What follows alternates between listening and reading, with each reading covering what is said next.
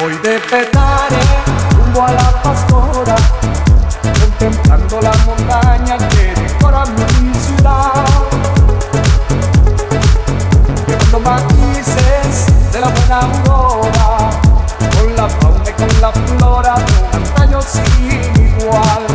Y sabe Dios, los pintores alfabetas, cuánta pluma de poeta, cuántos ojos se encontraron en un mundo desolado.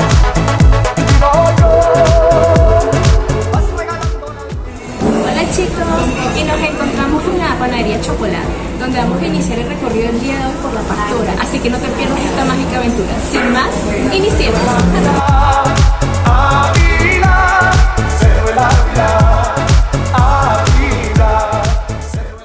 Ok chicos, ¿cómo están? Nos encontramos con los muchachos de Historias y Turismo, el representante de ellos, Asuán, que esta vez nos va a dar un recorrido por la Pastora. La Pastora histórica, así que bueno, disfrútenlo y disfruten la historia con nosotros. Sin más, iniciemos. El día de hoy conoceremos la historia del sector La Pastora y para ello nos dirigiremos al puente Guanábano en Caracas, Distrito Capital, Venezuela. Mira, seguimos y continuamos. Caramelo Bianchi a Bolívar y caramelo Mencachado a Bolívar. A Bolívar los Bianchi, con centro de chocolate a Bolívar. Mira, para esos paladares exquisitos de Venezuela. Guanábano, Panteón Vargas. Hospital de Niños Clínica Caracas. Iniciamos nuestra aventura agarrando una camioneta en la estación Capitolio que nos llevaría a las cercanías del puente Guanábano, donde los chicos de Historia y Turismo nos realizarían el recorrido.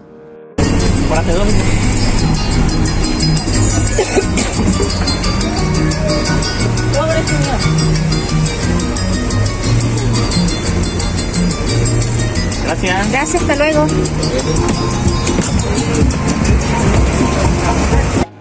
Al llegar a nuestro destino, procedimos a dirigirnos a la panadería El Chocolate, que era el punto de encuentro establecido para encontrarnos con los muchachos e iniciar nuestro recorrido y conocer la historia de la Pastora. Bueno, mucho gusto. Mi nombre es Asuán Alvarado, soy el fundador de Historias y Turismo, por ahí está mi guía asistente Juliani Pérez, muy buena que pudo llegar hoy a trabajar y nos especializamos en paseo de turismo histórico. Mucho gusto. Ya vamos a hacer hoy un recorrido en la Pastora, la parroquia La Pastora. Ahí donde ustedes están parados es la parroquia Altagracia. Si cruzan para acá, la parroquia La Pastora. La parroquia era una sola parroquia, la eximieron con finalidades de construcción. ¿Qué quiere decir esto? Que para proteger el casco histórico que está aquí hacia adelante, la volvieron en el año 70, 1970, un patrimonio histórico para que no pudieran, digamos, modificar su estructura, porque si no quedara nada de los techos rojos.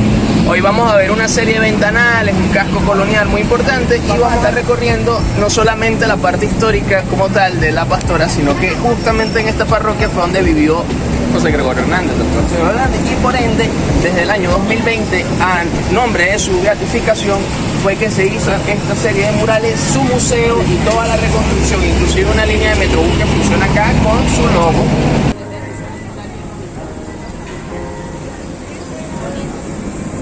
La parroquia La Pastora, un interín leído, es una de las 22 parroquias del municipio Libertador, me escuchan por allá atrás, y una de las 32 parroquias de Caracas. Es el municipio Libertador el que tiene más parroquias, tiene 22. Y esta es una de las que está más al norte, aparte de la parroquia Sucre. Sígame por aquí. Estamos pasando justamente, bueno, esta es la acera, esta es la esquina del Guanábano. Originalmente no hay guanábana, pero había un árbol de guanábana aquí. Se dice, este no es tampoco. Ya lo comienza. Mirar entonces por la esquina del Guanábano. La esquina del Guanábano se dice que tenía un árbol de guanábano plantado ahí y que básicamente también pasaba por acá. Abajo pasa la quebrada Catuche o el río Catuche. El término Catuche es una palabra indígena caribe que representa la misma guanábana. O sea, Catuche y guanábano es lo mismo. Básicamente es un puente que se hizo en la década pasada, o antepasada, aproximadamente en 1850. Miren la estructura de roca. Esa estructura de roca que por supuesto que es una raíz importante. De hecho, por aquí sí debe estar, cuidado con los niños, por cierto, pero toda esa estructura de piedra es la estructura de piedra original del año 1900, inclusive un poco antes. La única manera de cruzar ese río que ven ahí, ese afluente que van a ver ahí, que hoy es una quebrada rodeada de barriadas, lo que les decía el desarrollo urbano desordenado.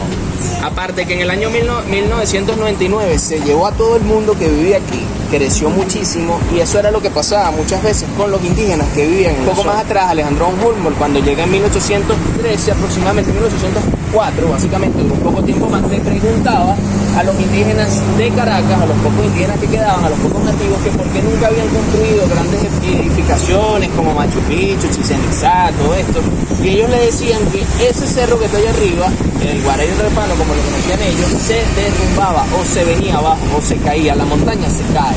Eso es lo que pasa cada 50 años con todos estos ríos. Nosotros tenemos, por ejemplo, en la Pastora dos ríos, el Tajamar y el que está acá, el Catuche. Tenemos entonces en el medio lo que viene siendo el remanente de ese gran río o ese gran afluente.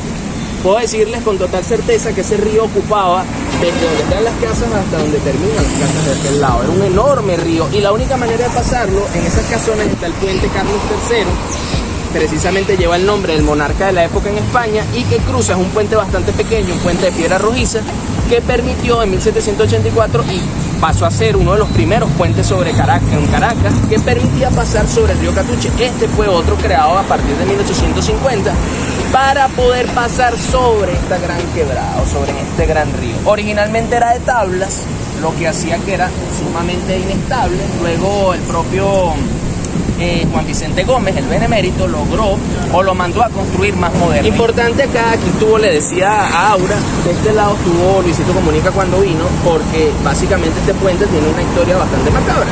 Para los tanatoturistas que están por acá, las promotores de tanatoturismo, acá se mataba a la gente. Aparte, en la época, para 1900, los únicos tres puentes que había en Caracas era el puente del Viaducto, el puente de Miraflores, y este era el más alto, con un pico del otro lado de 28 metros de altura. Esos 28 metros de altura te garantizaban volarte contra el piso, destrozarte. Por eso esto se pasa a llamar básicamente el revólver de los pobres, como algo que atraía a la gente que realmente se sentía depresiva o molesta con su vida, y la gente simplemente tomaba la determinación de matarse. Imagínate la cantidad de almas, para los que creen en esa parte más mística que hay allá abajo, reventadas contra el piso, la cantidad de cuerpo, la cantidad de sufrimiento, para que más de 2000 personas se mataran en un plazo como de 50 años. Posiblemente fueran 3.000, 4.000 personas que se mataron acá. Entonces este puente básicamente es el revólver, nunca olviden de ese nombre, el revólver de los pobres. Una de las cosas importantes también, aparte de la parte de los indígenas que no construyeron nada, era que aparte que se les caía el cerro, no sé si ven ese árbol de aguacate que está allá. Aquí tú tiras una pepa de aguacate por nuestra propia ubicación geográfica tropical y te nace la mata de mango, te nace la mata de aguacate. Yo no sé si está de guanaba, creo que no. Esta es precisamente, esta que está aquí, le da nombre, esta es la de los mecedores. Esta le da nombre a la zona de arriba que se llama Los. Vamos ahora hacia el recorrido donde están los murales y al Museo José Gregorio Hernández. Acompáñenme. Bienvenidos todos a la Casa Museo José Gregorio Hernández. Bienvenido Kenny, Antonieta, Julie, todos, Joadi, Aura, Simón, Luna, la bebé, Aranza. Bienvenidos todos a el sitio arqueológico. Bueno, esta parte, lo que pasa es que la casa tiene varias cosas internas. Aparte del desarrollo turístico, el evento religioso y digamos, esto fue hecho en base a la beatificación en el año 2020 de un milagro que hizo José Gregorio Hernández en Miami, de una niña llamada Yatsuri, la cual a partir de una operación, después de recibir un escopetazo en la cabeza, no era un balazo normal, sino un escopetazo, quedó después de la operación sana y sin secuelas. A raíz de eso pasa entonces José Gregorio Hernández, ya que era un venerable, ya era una figura importante para el Vaticano, para la Iglesia Católica, pasa a ser entonces un beato. Un beato es una persona o un casi santo que se le demuestra un milagro.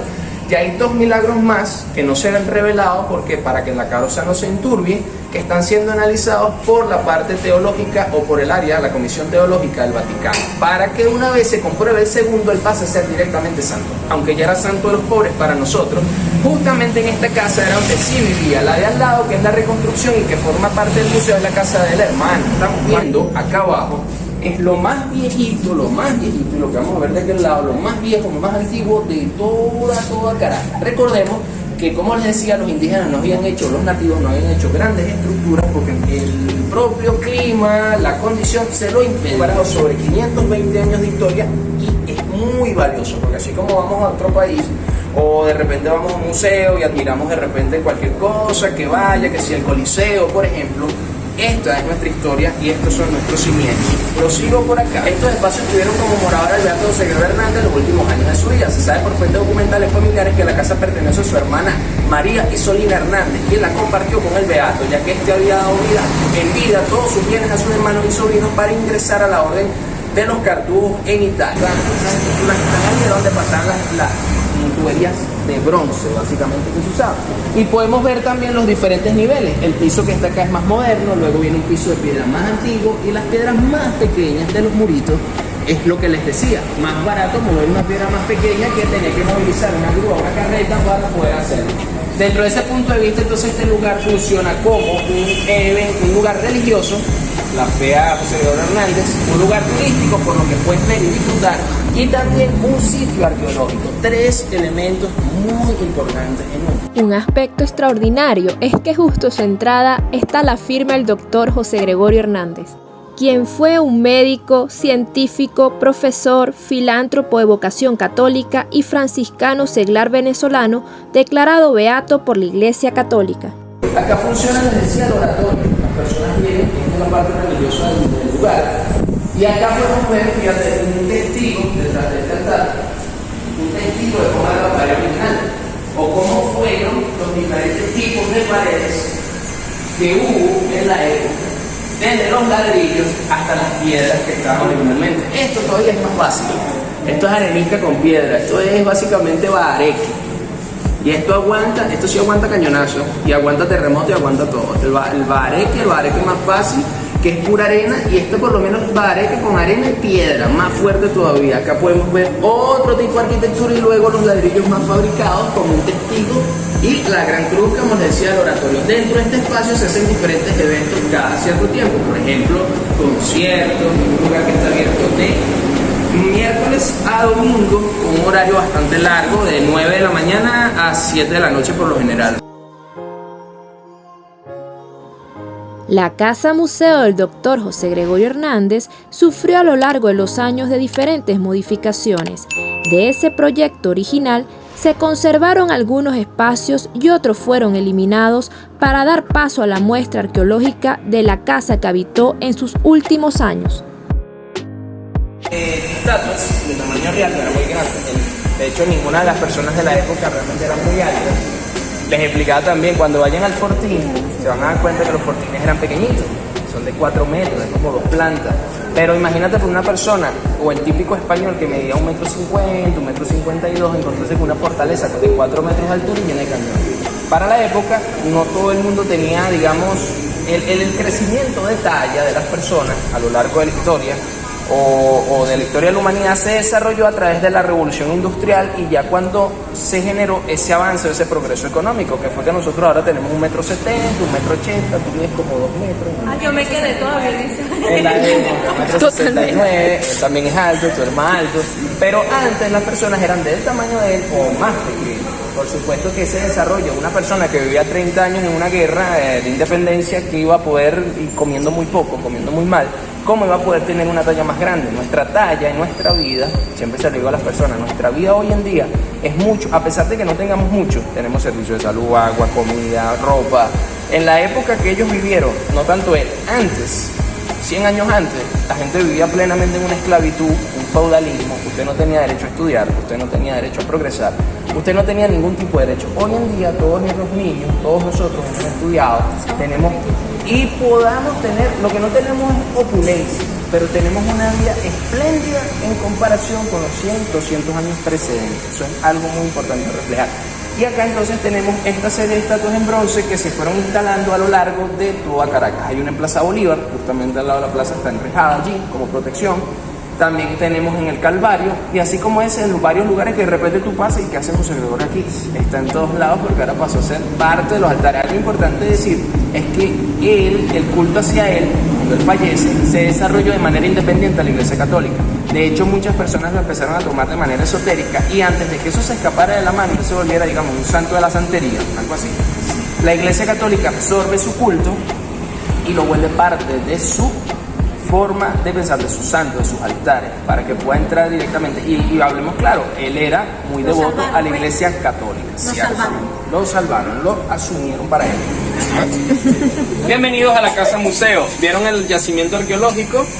Y la casa donde está ubicada la casa original de José Gregorio Hernández. Ahora vamos a pasar a la casa museo, que implica la parte artística. Hay cuadros, diferentes cosas en honor a José Gregorio y para que las personas se puedan llevar. La modificaron, por supuesto, siempre hay una evolución. Acá tenemos, bueno, con motivo de la Semana Santa, una exposición diferente. Y acá, antes que vean todo lo que les hablaba de los testigos, o sea, todo lo frisan, todo lo construyen y luego dejan un espacio muy bueno para que uno entienda qué era lo que había dentro. Acá tenemos esa foto, esa gigantografía que está ahí maravillosa, se conoce como la bajada de los perros. Parece que había unos perros y del otro lado era la subida de los gatos, básicamente, entonces tenías una y otra. Pero esta sí, esta es la bajada de los perros, esa que está arriba es la iglesia de la Pastora. Básicamente todas estas exposiciones, en su mayoría las originales, estaban hechas por expresidiarios devotos que bajan su pena haciendo este tipo de labor. Entonces muchas de estas exposiciones, aquí podemos ver por ejemplo a Jesús de Nazaret dentro de una urna de cristal, diferentes advocaciones marianas o la Verónica, todas tienen su ficha, Jesús de Nazaret vestido de morado. ¿Conocen por qué el color morado es el símbolo de la realeza? ¿Saben por qué? Transmutación.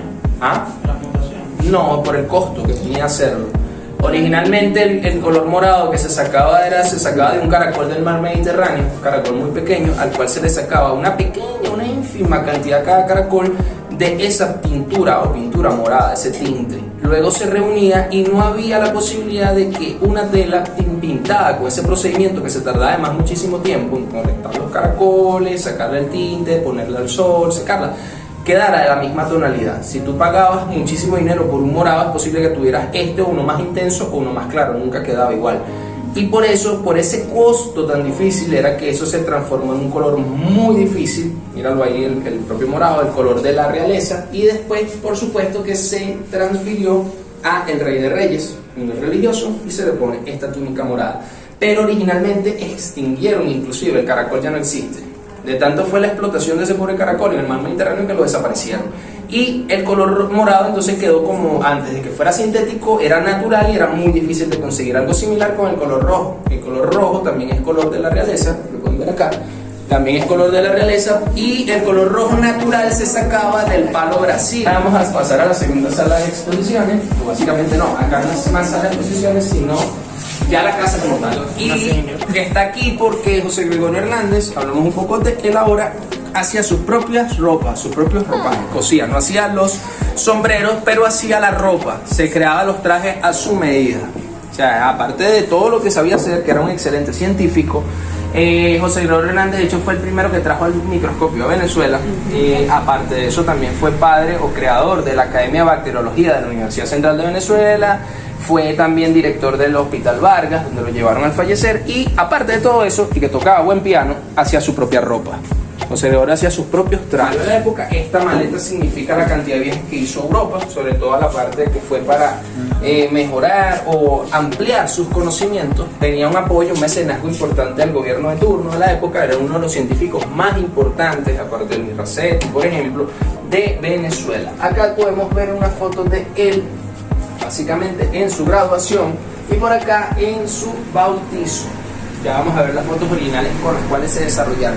Era una persona ascética, básicamente no tenía gran opulencia, vivía para los demás, eso se le conoció como filántropo, y el día de hoy se lo considera como filántropo, y pueden ver en lo que dormía, pudiendo con el apoyo que tenía tener una cama gigantesca, una casa mucho más grande.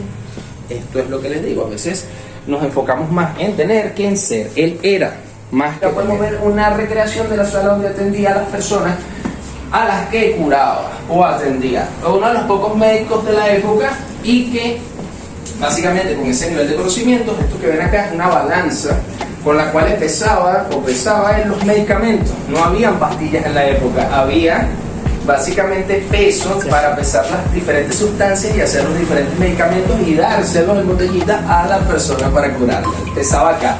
Lo único original de todo el recorrido, adivinen qué es de todo esto que está acá. Este récipe que está acá rescatado del yacimiento tiene su puño, es de puño y letra D. Lo original que está acá. ¿Qué tal? Así escribía como todo buen médico, no sé ni qué dice ahí, pero ese es su puño y letra.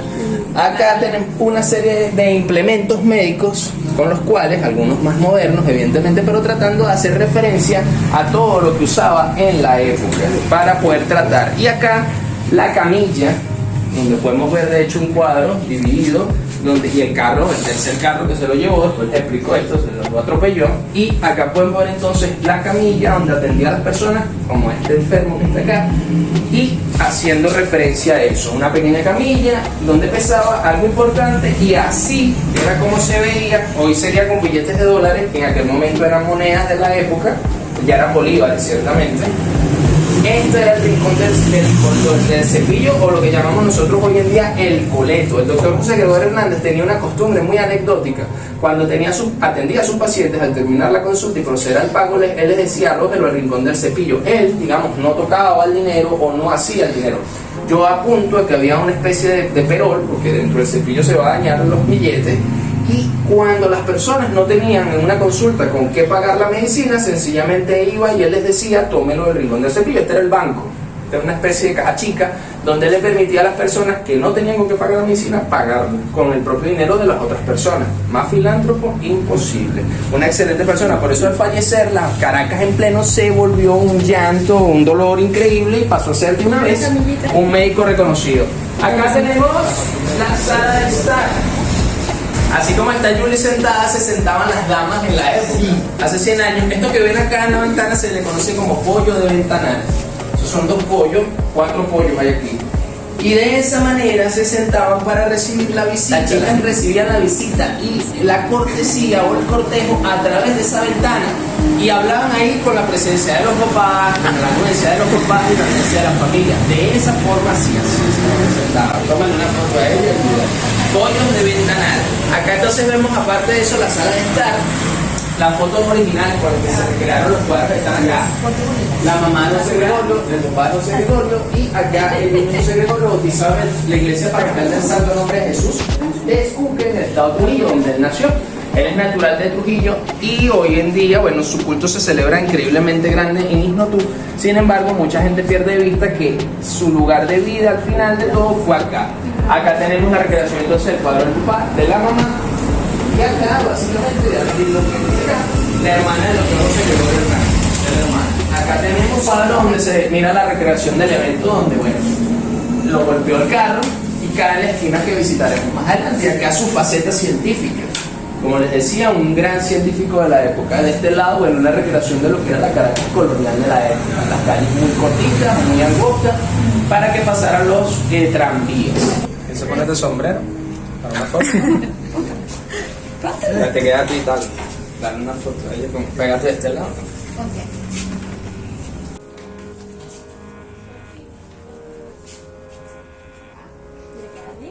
Esta es la entrada, esto es lo que es un porche. Esto se inundaba, por lo general se llenaba de agua, y su hermana siempre tenía la anécdota de que sacaban con el coleto todo el agua. Ahí está, por supuesto, Sagrado Corazón de Jesús en la entrada. Y de este lado, importante, básicamente él dormía en la sala donde estaba allá, o en el cuarto donde estaba, llegaba acá. Y antes de salir, fíjate dónde está la ubicación, tenía 2 cosas importantes. Esta es una de las primeras líneas, si no la primera línea de Caracas de teléfono, y se la dieron a él para que pudiera atender y escuchar el llamado a sus enfermos. Básicamente, o que alguien les informara, le dijera a las pocas personas que tenían la línea para que lo llamaran. Nos informan que una persona está enferma, así que él salía, llegaba hasta este punto, se veía en este espejo, agarraba el sombrero que anda por allá paseando, se lo ponía, el sombrero de bombín. De hecho, fabricaban la fábrica Tudela de sombreros que está frente en el Bolívar, en la calle Natal, al frente de la casa de Bolívar, está la fábrica de sombreros Tudela. Esos sombreros salían de allí. Agarraba su maletín y salía corriendo por acá. Entonces, básicamente, ese día donde falleció, hizo lo mismo. Su hermana le había insistido en que comiera, que se alimentara bien, porque él pensaba más en lo demás que en sí mismo. Y lo que ocurrió fue que salió corriendo, tomó su bombín. La persona estaba enferma aquí abajo en la calle Amadores, y él le dejaba, por ejemplo, cuando no podía acercarse a los enfermos, dejaba las medicinas en la ventana, él les llevaba, les pagaba las medicinas a las personas. Se perdió en eso, en el sentido de que ese día, en vez de quedarse y comer como le había dicho su hermana, sale corriendo. Uno de los pocos carros, y se dice que es el tercer carro que había en Caracas, lo estaba manejando justamente un compadre de él, un amigo de la familia. En esa calle donde estábamos pasaba el tranvía, oye, qué bonito, mira. El tranvía, que es Tilacha. El tranvía, toman la foto y yo explico. El tranvía básicamente iba pasando justamente y el carro venía atrás. El carro intentó esquivar el tranvía y José Gregorio hacer lo mismo. Chocando fatalmente, él pega la cabeza contra la acera, básicamente la 100. La herida es fuerte, se puso sumamente morado, se lo registro y luego lo llevan al Hospital Vargas, donde él había sido director. Lo atiende de hecho Luis Cassetti, pero no logran salvarle la vida. Eso, bueno, desencadenó lo que les digo, una fe, un dogma increíble dentro del propio pueblo por su propia cuenta, llevando a lo que es hoy a conocerlo como el médico de los pobres. Podemos ver diferentes José Gregorio, recreaciones de diferentes tipos. Todo lo que es una sala artística. No. Hay arte pop increíble. Aquí hay diferentes connotaciones, arte pop.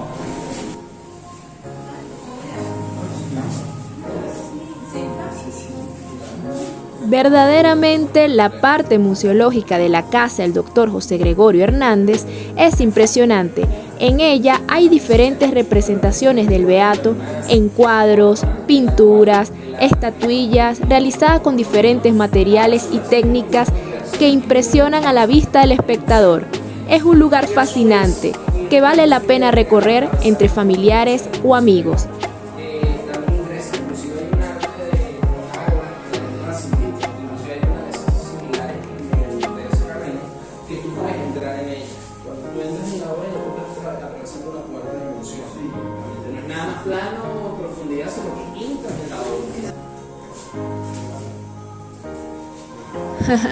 Y miren la representación de esta maravillosa estatuilla realizada en una caja de espejos.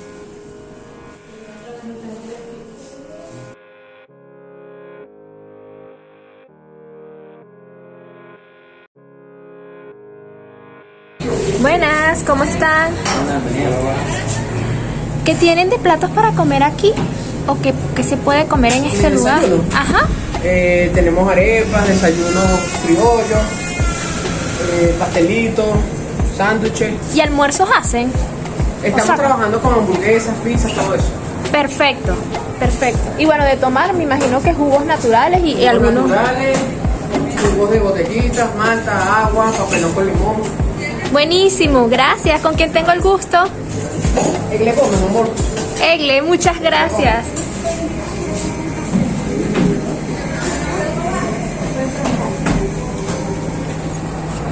Saluden. Feliz.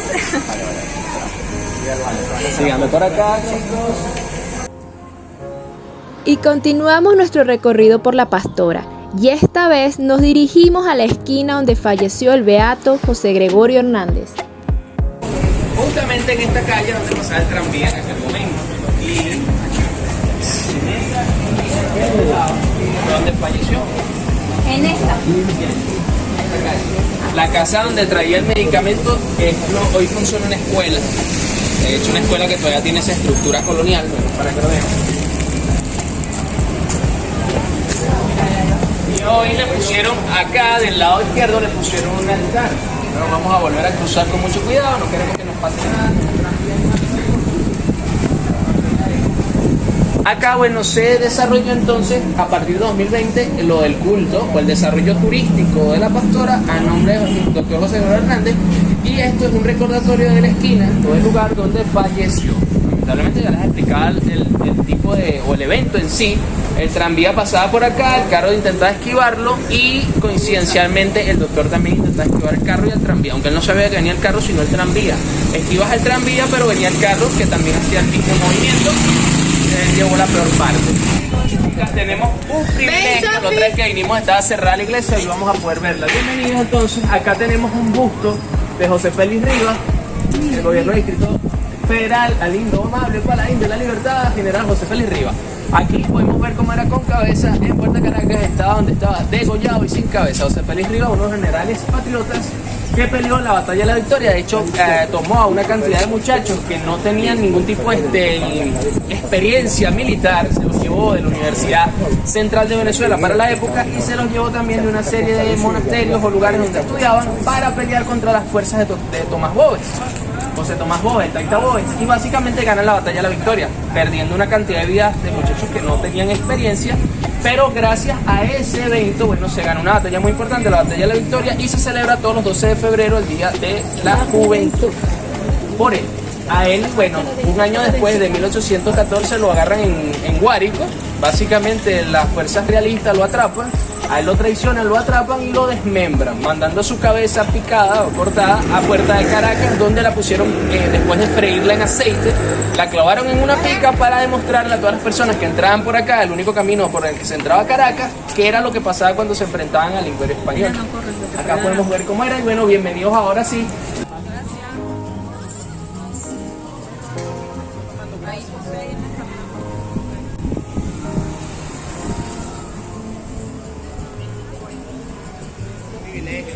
Mira, están las ovejas. La pastora de las almas es la representación precisamente de ella con las ovejas. Esa es la pastora, pues, de nuestras almas. Y esas ovejas son las almas. De hecho, hay una que está descarriada. Hay que buscar esa leyenda y pues, digamos, darle más relevancia. De repente, insertar la imagen de la pintura. Pues sí es la escultura, pero la pintura original es la que se basa en la iglesia muerta, la Catedral de Caracas de Santa Ana, que es el nombre original, de 1650. O sea, mientras afuera, en el Virreinato de la Nueva Granada, en el Virreinato del Perú, en el Virreinato de Nueva España, en México, ya tenían iglesias gigantes, como estos monasterios, estas grandes edificaciones de los 1500. Luego venimos a llegar a 1500, 1650, 1700, 1800, que venimos nosotros. Y quienes exigieron las construcciones de este tipo de iglesias fue la burguesía que creció aquí, o sea, los comerciantes que al tener tanto dinero decían, yo quiero un templo más grande, y lo pagaban. A diferencia de los demás países que sí lo hicieron, o los demás virreinatos que sí lo hicieron con capital. Y lo hicieron antes y con capital de la propia corona. Aquí la misma gente fue la que exigió. Dentro de las iglesias existen diferentes capillas. Y dentro de las escalas de las iglesias existen, o de los edificios religiosos, existen las ermitas, que son las más básicas. Luego las capillas, nombradas así por cuando el centurión que ayudó a Jesucristo a limpiarle las heridas, rompió su capa y con eso lo limpió. Una capilla, un pedazo de capa pequeña. Luego de eso vienen lo que vienen siendo las iglesias y santuarios donde habitan los santos, y luego de ahí las catedrales y las basílicas, como la Basílica de San Pedro. O sea, y no importa tanto el tamaño del templo, sino la advocación que esté, la fe que esté. Aquí nosotros tenemos basílicas también, catedrales tenemos, pero la más alta es la basílica, a nivel de fe, como la Basílica de San Pedro, y la más pequeña la ermita. Y esto que ven ustedes son capillas, pequeñas capillas, que luego tú las puedes sacar como la capilla de Lourdes que está en el Calvario, es una capilla que funciona por sí sola.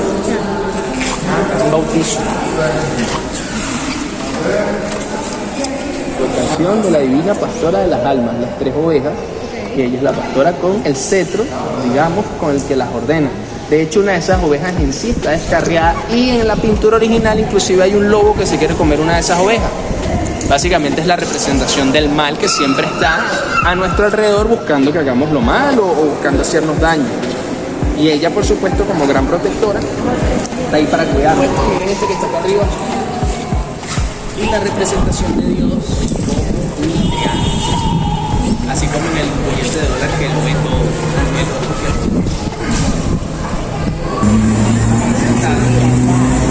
Y lo vamos a comer. Caminando por la calle principal de La Pastora y vamos a subir todo hasta una partecita por allá donde está ese caserío, pero básicamente vamos a pasar esto. Como pueden ver, algunas partes, lo que no tenga las ventanas originales, como esto o algunas otras estructuras, fueron porque o lo hicieron antes o lo hicieron de forma ilegal, saltándose el decreto de que todas las fachadas deberían ser así. Todas deberían ser ventanales. Por obligación y por ley, todo lo que esté en la calle, dentro de este casco, tiene que tener esa estructura de ventanales. Ahora vamos a caminar por acá por una de las calles contiguas para ir a la calle Las Matas o Boulevard Brasil. Brasil fue un intercambio con el país Brasil, obviamente, para nosotros tener un Boulevard Brasil acá con su nombre, y ellos allá un Boulevard Venezuela. Que se hizo hace mucho tiempo, instalarle esas matas que están ahí, esos árboles, pero con el tiempo ya van a darse cuenta que aparte de un adorno muy bonito y un frescor que te dan, también destrozan toda la serie hasta las casas. O sea, ya el tiempo, digamos, fue bonito en un punto y sigue siendo bonito, pero tiene esa consecuencia. Todo en Caracas de alguna manera fue mucho la interculturalidad con otras personas o que vinieron de zonas muy populares de otros lugares del país o de zonas populares de afuera del país. Colombianos, dominicanos, que trajeron inclusive lo que venía siendo una cultura para ellos, delincuencia organizada, forma de construcción de barriadas. Pero originalmente estas caminerías son de personas de ascendencia europea que, por supuesto, acostumbradas a otro estilo de vida, Claro. a la forma pacífica de vivir, a tener una buena... Estas casas inclusive dentro tienen hasta piscina. Es una de las parroquias que no perdió su toque. Abajo en la plaza, de hecho, se hacen actividades diversas como villancicos, patinas. Ahorita está más activa la zona a la noche. Tú pasas por ahí, mucha gente reunida en la plaza, diferentes grupos de amigos. Está también un lugar que abrieron nuevo de videojuegos. Varios lugares, sí. Todos los equipos, los niños jugando de un lado, los otros compartiendo, los otros, hay bailoterapia allí también, los otros jugando fútbol. La plaza sirve como parque. Tienes la iglesia también, la parte religiosa y por supuesto tienes la comida. También he ido desarrollando diferentes tipos de comida rápida, churros. O sea, ha sido... Chévere. O sea, que es como el centro de recreación todas las de la tardes o Sí, tarde-noche. tarde-noche. Ay, qué Y los jueves, viernes, sábado y domingo libre. Sí, porque ya va a ver por qué vamos a tener que volver a repetir. La pico en dos. La parrilla. Pero con el carro. Mira lo que hacen. ¿Viste lo que hizo el árbol? No, eso es irrecuperable. Dios, se fue todo el mundo de su casa. Claro. Mira lo que hacen los árboles, ves, a la larga. Abrió la casa en dos, mira la casa. Vamos a hacer un interín para que conozcan esta iglesia antes de seguir. Tenemos... no entramos, estaba cerrado. Entren, bienvenido. El salto de las causas imposibles es el que se le pide por cualquier, como cabe redundar, causa imposible. Tiene su día los 28 de octubre de cada año y aquí se hace una verbena espectacular. Ah, yo cumplo años y vengo. Buen día. La iglesia San Judas Tadeo, ubicada en Puerta de Caracas, La Pastora, es un centro de acopio, un templo para feligreses y un espacio de convivencia. San Judas Tadeo siempre fue un proyecto. En 1960, el arzobispo de Caracas dividió La Pastora. Sin embargo, al momento de la creación del documento, el arzobispo no le puso el nombre de San Judas Tadeo, sino San Pío X. Sin embargo, años posteriores, el templo fue dedicado al santo San Judas Tadeo. Ok, chicos, ¿y bien este mural? Este mural donde están los peces. Es un poco por ese refrán de Jesús el pescador de hombres. La iglesia es verdaderamente fantástica. El desarrollo de este proyecto no hubiera sido posible sin la ayuda y colaboración de todos los vecinos de la comunidad.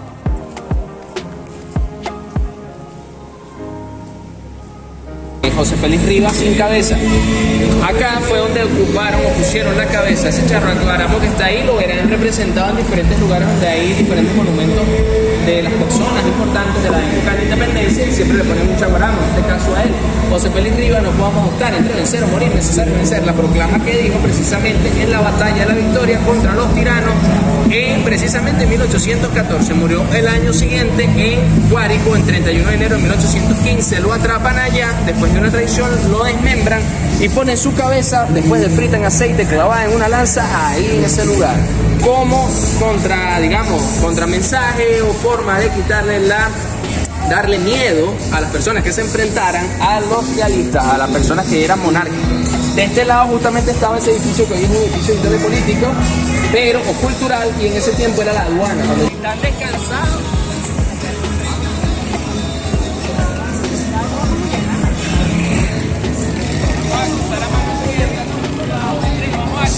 Pero el proyecto proyecto del año 2007 contemplaba hacer que todas las paredes de esta parte del camino tuvieran relieves, pinturas, murales, y algunos de ellos desde el año 2007 perviven hoy en día. Ese que vemos ahí, ese relieve que está ahí, es el camino de los españoles. Y allá adelante está la Puerta de Caracas, es un camino que lleva hacia la izquierda, que es hacia Mecedores, y hacia la derecha, hacia el Polvorín. El Polvorín era una estructura militar en la que terminaban todos los castillos que están acá arriba, todas esas estructuras coloniales, y que recargaban ahí pólvora para todos sus armamentos o su arsenal. Básicamente así es el camino de los españoles. No se asusten, vamos a llegar a ciertos puntos completos, que son 16 kilómetros más altos. Y de esa manera la gente que estaban pro-monárquica, pro-realista, se escaparon de Caracas con todas sus pertenencias en burros así como estos.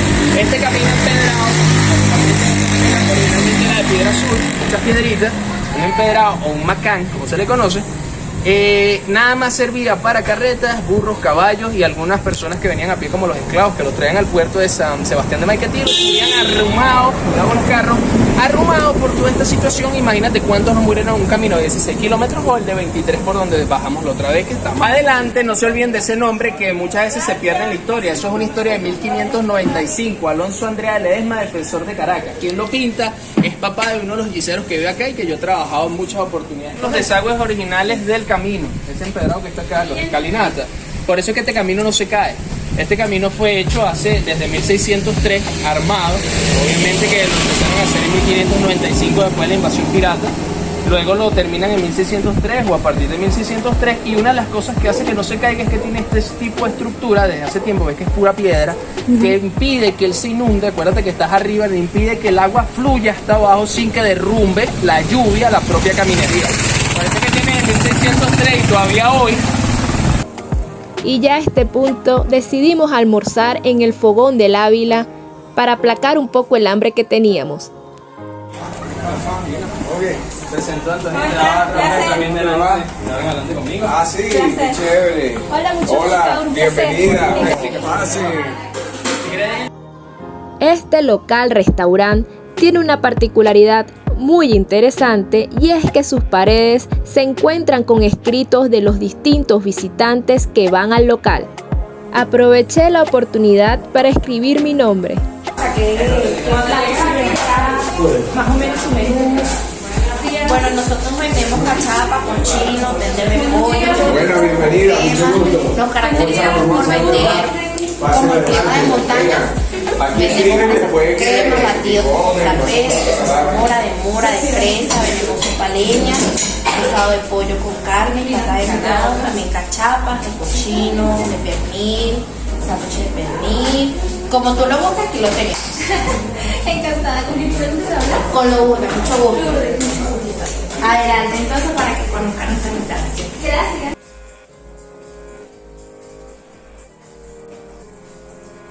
Y continuamos nuestro recorrido por el Fogón del Ávila hasta dirigirnos a una pequeña terraza donde almorzaríamos. El espacio es verdaderamente alucinante. Tiene diferentes áreas y tiene una vista majestuosa sobre la ciudad de Caracas.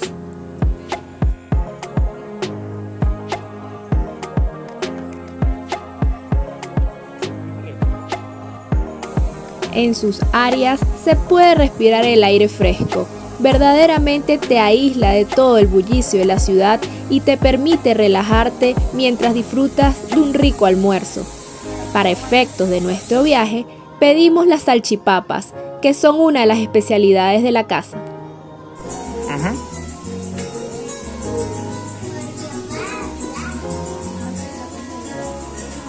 La Puerta Caracas es un arco de relieve. Ese que está ahí, se ven todos los edificios recortados. Relieve, los edificios de Caracas. Están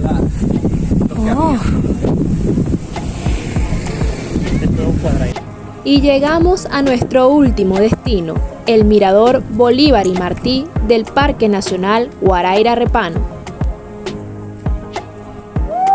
Gracias a todos por haber llegado al Monumento Bolívar Martí. Acérquense para que vean todo el Valle de Caracas. No puedo expresar con palabras lo impactante que es este mirador sobre la ciudad de Caracas. Creo que es la primera vez que logro acercarme a un mirador tan amplio y tan El mágico. río Catuche sale donde están todas estas matas, donde están todos estos árboles que cubren los edificios, está el río Catuche. Y el río Tajamar, que también sale de aquí arriba, pasa paralelo a la calle Las Matas, por debajo. Esos son los dos ríos que, digamos, transitan por toda la parroquia La Pastora. Si nos vamos más acá, está el convento que hoy funciona como la iglesia Santa Rosa, donde la iglesia no, la Universidad Santa Rosa, Católica Santa Rosa, que está acá, que es un convento. Frente a ella tenemos la iglesia de San Pedro, 525. Una invasión pirata se presentó acá, una invasión de corsarios ingleses que venían a robarle las pertenencias de ultramar al imperio español, lo que era América. Vinieron, se apostaron en la ciudad de, digamos, Cumaná, que era la primera ciudad construida por los españoles en 1514 en nuestro territorio. La piden rescate por ellas, ellos le pagan y ellos dicen, bueno, si una ciudad más pequeña paga rescate, Caracas, que es la ciudad principal, va a pagar mucho más. Llegaron con esa ilusión, no se metieron por este camino porque estaba muy vigilado por esta estructura de camino y entraron por el Picacho de Galipán, que viene a pasarse a conocer como el Camino del Pirata. Llegan a Caracas, a Mías Preston o a Mayas Preston, como se llamaba ese pirata, junto con unos 100 hombres, no dicen que hasta 200 hombres traían sus tropas, bajo las órdenes del capitán Sir Walter Raleigh, que era un caballero. Llegan acá a Caracas y el único hombre que se enfrenta, porque todos los demás personas que vienen en esas 25 cuadras se fueron a lo que hoy viene siendo la esquina de Reducto en la avenida Laguna, escapan con todas sus pertenencias. Cuando escuchan de la invasión pirata le tienen muchísimo miedo. Un solo hombre se dice que fue el que se enfrentó a ellos, que es el señor que está en la pintura allá abajo, el señor Alonso Andrea de Ledesma. Pasa a ser parte de la historia que toma como inspiración para Don Quijote de la Mancha Miguel de Cervantes unos 10 años antes. Este evento pasó 10 años antes de la escritura de ese libro. Él toma esa parte de la inspiración, se dice que la de aquí de Caracas y una en Cundinamarca, lo que es Colombia, muy parecida a esa historia, la toma inspiración para construir su relato de un hombre muy mayor que se enfrenta a riesgos que realmente son imposibles de superar, como hizo Alonso Andrea de Ledesma, y así hoy por hoy, aunque no lo sepamos, mucha gente no lo sepa, nosotros teníamos nuestro Don Quijote de la Mancha dentro de nuestro espacio. Ahí de ese evento también, muy importante, fue que la corona española en 1595 ocurrió esto, y en 1603 ya había una real cédula para construir este camino que pegaba la parte de Caracas con una pica indígena que salía hacia el lado de La Guaira llamada La Culebrilla, y sabrán que eso es La Culebrilla porque eso es así como un caracol, horroroso, y se tardaba ese camino 4 días de llegar de allá hasta Caracas, o 4 días de aquí hasta bajar a La Guaira. Básicamente, ese camino fue empedrado y fue construido como una fortaleza de defensa. Por eso es que hay ese castillete allá abajo, por eso están los fortines arriba, por eso es que está todo ese sistema defensivo para impedir que más nunca nos volvieran a quemar la ciudad.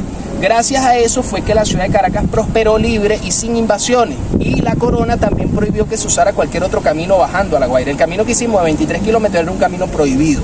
Ese se anuló, se dejó como un camino militar, para que nadie pudiera usar otra vía, porque si no se iba a llenar todo de piratas y de bandidos. Y eso fue lo que ellos prohibieron con este camino que tenemos aquí. Si no es por este camino, no tuviéramos capital. Hubiera estado invadida constantemente por lo cerca que está el pueblo y nos hubieran destruido acá. Estas fortalezas que están aquí arriba están vueltas en un desastre, están destruidas no por cazadores de tesoros, porque fíjate que este castillete está bien, está en pie.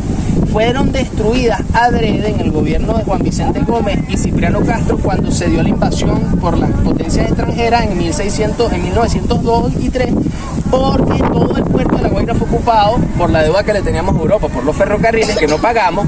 Llegaron, invadieron lo que fueron los italianos, los alemanes y los ingleses, se apostaron en las costas, nos hundieron todos los barcos, se pararon ahí con acorazados, nos agarraron el puerto y la orden militar fue destruyan esos fortines porque si no los fortines lo van a agarrar los europeos como base para tumbarnos a nosotros. Entonces por eso es que eso está destruido. Básicamente fue un camino que funcionó desde 1603 hasta 1845, que fue que se hizo la primera carretera y fue Carlos Zule quien la hizo, Caracas. Gracias a nuestro maravilloso camino de los españoles es que todo esto es lo que es, ¿sí, no? Te lo aseguro que no hubiéramos podido tener una capital aquí donde estamos, no hubiéramos podido tener. Así que bueno, muchas gracias por haber llegado acá. Lamento que todo esté en este estado, pero al ser el mirador más bonito de aquí, la gente no tiene ninguna conexión. Echen esta maravillosa vista.